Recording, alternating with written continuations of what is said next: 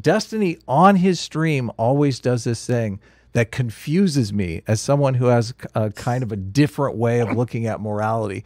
He asks his guests, you know, is that morally wrong? And my brain just kind of skips a beat. So I want to ask Destiny, what do you mean when you say, you know, is an action morally wrong? What does that mean? I mean, it's going to depend on the context of the conversation. So sometimes when we have talks about like things that are illegal, if we're having like a conversation on morality, like maybe it can be like immigration, right? Should people be allowed to come, you know, into the United States unfettered by the government or something?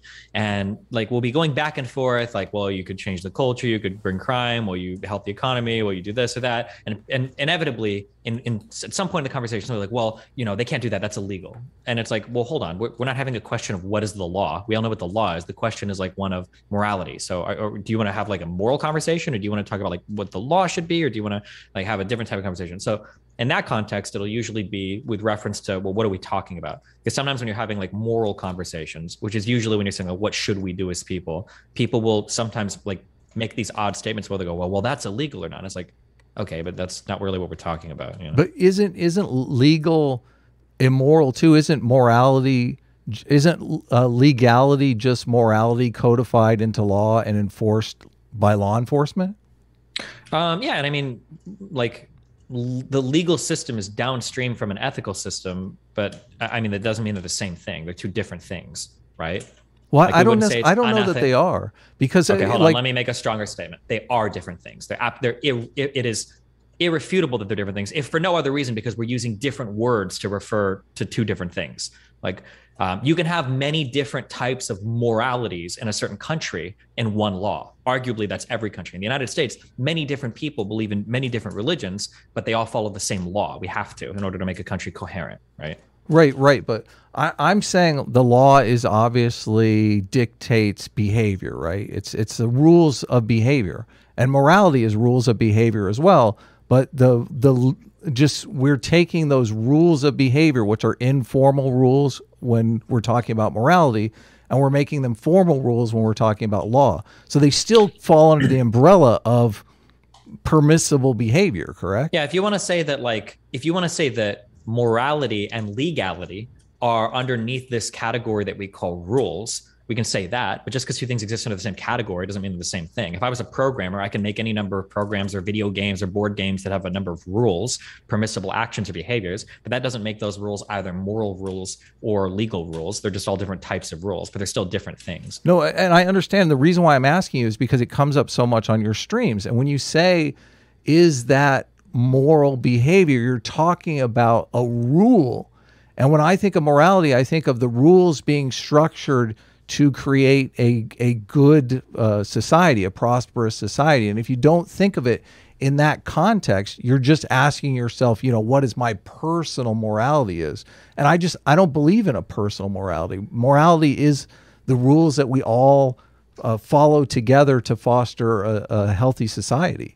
How can you say morality is the rules that we all follow together when all of us have different moralities? Because different moralities compete to become the norm, and whichever morality fosters the most, you know, the best system for people personally is adopted by more people because it's successful. Yeah, but the law right now in the United States doesn't reflect any single morality. It's an amalgamation of a ton of different moral beliefs, depending on where you are. Well, no, this is why the moral system that you're talking about is a testing ground for what will become legal. And legal has this barrier that it needs to cross, that all the moral systems basically have to abide by it. Like murder is hold on, real quick. That's prohibition. Not true. All moral systems don't have to abide by the legal system. Again, these are because they are fundamentally different things and they inhabit different areas. There's going to be some crossover, but like, so for instance, in most religions that I've heard of, at least in Catholicism, lying is considered immoral. Lying isn't illegal though. Right. But but in the case of like murder, murder is a prohibition. I said all there of is the some league. overlap. So you can find me some behaviors that are both illegal and immoral, but I can find you plenty of things that are illegal and not immoral. And I can find you plenty of things that are immoral, but not illegal. So for instance, a lot of the law that exists in the United States might be procedural, right? Like there might be a certain way to start a business in the United States, and maybe I file the wrong paperwork. So that's kind of, in a way, that's illegal. I do something that is against the law, but it's not like immoral, right? Like if I file paperwork a different way or whatever, I don't know if we'd say that rise to the level of immorality. And there's a lot of personal things like thou shalt obey thy mother and father, don't covet thy neighbors. You're doing it again. You're doing the thing again. Wait. I'm not doing it. What I'm demonstrating. Wait. I'm not doing it. What I'm demonstrating to you is that morality and legality, there might be some overlap, but a lot of the area is completely unrelated. And I can give you moral prescriptions that you can't give to me legally. So to say that the two are the same means that you're going to necessarily miss something for both things. They're fundamentally different things. The only point that I want to make here is that when you say something is, let's take smoking marijuana, for instance, which is technically illegal, but a lot of people would say it's not immoral. It's one of those things that you talked about and said, some things are illegal and people would say, but they aren't immoral. What you're saying when you're saying this isn't immoral, you're kind of making a declaration that this behavior is not going to bring down the downfall of society. This is a moral prohibition that is actually damaging society more than it's helping society. And that's the connection that I don't see being made. And if you don't make that connection, I don't necessarily know how you can have a talk about morality, because you're basically just consulting your gut and saying, this is how I feel, but not necessarily. You can't bring in an evidentiary argument that society would be better if we got rid of this moral prohibition against smoking marijuana until you start looking at evidence and acknowledge that that's what you're saying. I mean, for that to be true, that's going to depend where the moral statement comes from. Because different people have different ways of arriving.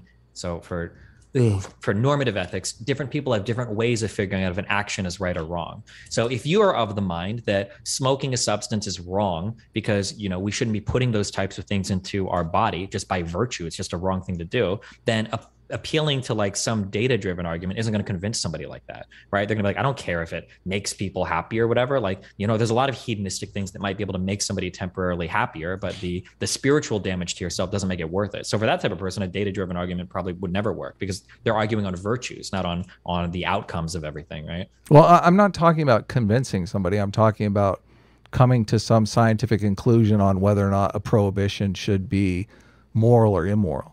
Yeah, but when you say coming to a scientific conclusion on whether something should be moral or immoral, you can't come to a scientific conclusion on whether things should be moral or immoral. Well, you can. It depends upon the measurement. Wait, hold on. You absolutely cannot. There's no way to do it. Because what should happen in society is a question of philosophy. Science will never tell us what should happen. Science might tell you that if you eat something, you'll die. But for you to say that dying is bad, that's a moral question. It's fundamentally outside the realm of science. Isn't science about measurement, though?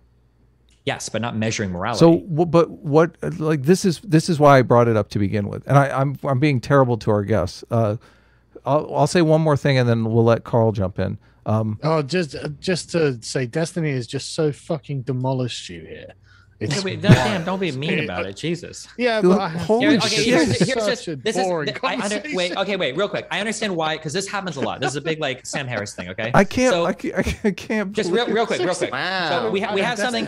We've got a substance. Okay, I take it back, Carl. You don't get to talk next. Okay, you have a thing called normativity. Okay. The thing called normativity, this is like where we make choices for what should be moral, right? So we might say something like it's good for people to be healthy.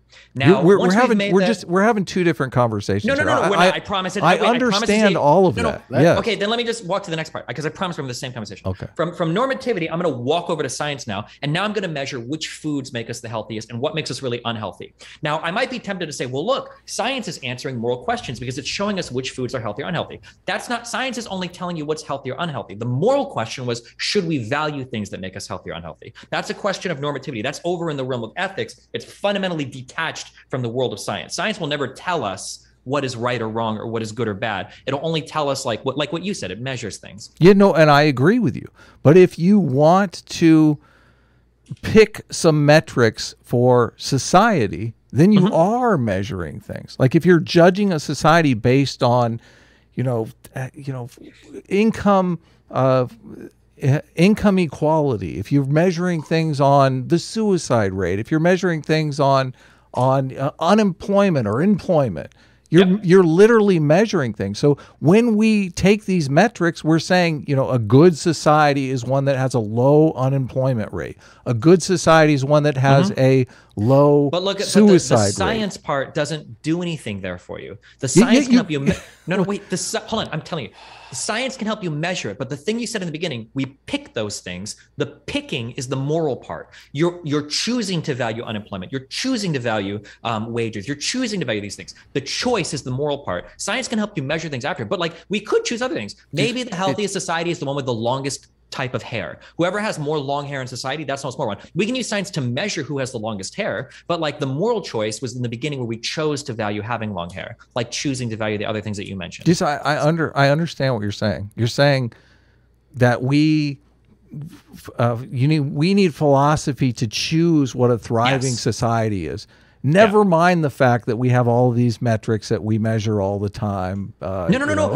Hold on. The metrics. Okay, people. This is called scientism. I'm sorry. The idea that this is not scientism at all. Wait, no. It is because you're making this. Hold on. Look up somebody. Sitch, can you look up scientism, because this is not. This is not scientism. Scientism is this idea that we can throw ethics and spirituality and philosophy. We can throw all that shit away because science. That's not what I'm.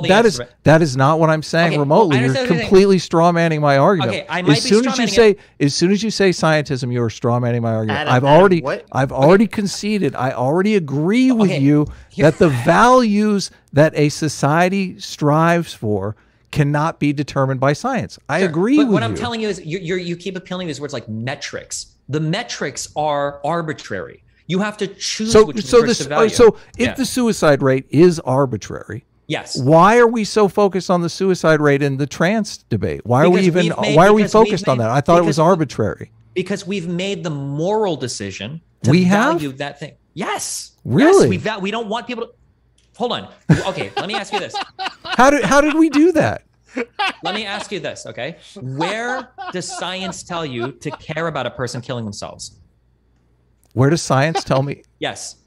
Well, I could give you a scientific reason why people do care about killing themselves. No, I'm not asking you. I'm asking you, tell me where in science does it say we ought to be concerned about the suicide rate? Tell me where you find that answer scientifically. What is the origin of the injunction, Adam? Well, would it be in science or where in nature? Either one. If you say in nature, now you're getting back. Now we have asking you.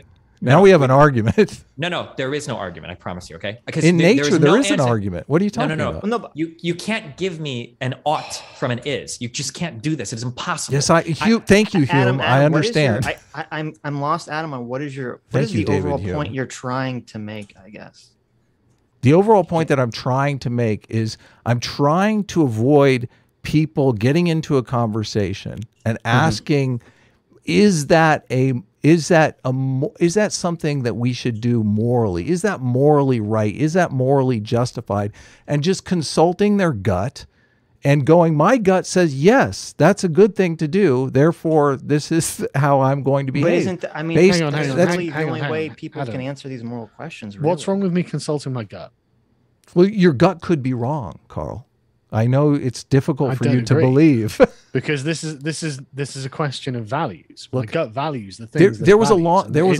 There's no right or wrong in the things that it values. It just likes these things. Right, but it's hard. Yeah, but then it makes it difficult to articulate good reasons. Like it makes it. What you want to say is it makes it difficult to resolve moral disagreements. Yes, it is difficult, but that's because moral disagreements and moral fact exists squarely outside the realm of science. If moral fact existed within the realm of science, we could just argue with each other like, oh, you disagree with me morally about this? Well, look at my measurement here. You're wrong. This is somebody great. A measurement that they ought to care about trans people or gay people or whatever. There's no way I can do that. Destiny, how do we resolve moral disagreements? So how do they resolve over time? We resolve them in philosophical discussions. We can't appeal to science.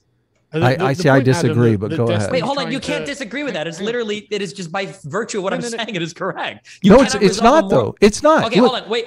Let's do an example then, because that's it's easy to fundamentally incorrect. If you can somebody have, says, you can have your philosophical arguments all day long. The society that adopts moral ethics perpetuates that society to outlive another society. Let's just do examples so we can actually be on the ground. Okay, example. Okay, somebody says, I think that trans people and doing any type of like conversion therapy, whatever, I think that is immoral because transness is unnatural, and I think that transness is just like a trick that like the devil plays on people that kind of corrupts their minds, and we need spiritual treatment for them, not medical treatment. It's a naturalistic fallacy for one, but hold on. What do you mean naturalistic fallacy? To say that it's a moral problem because it's unnatural is a naturalistic fallacy. Well, hold on. What if I believe in naturalism? It's no longer a fallacy. Now that's my guiding moral principle.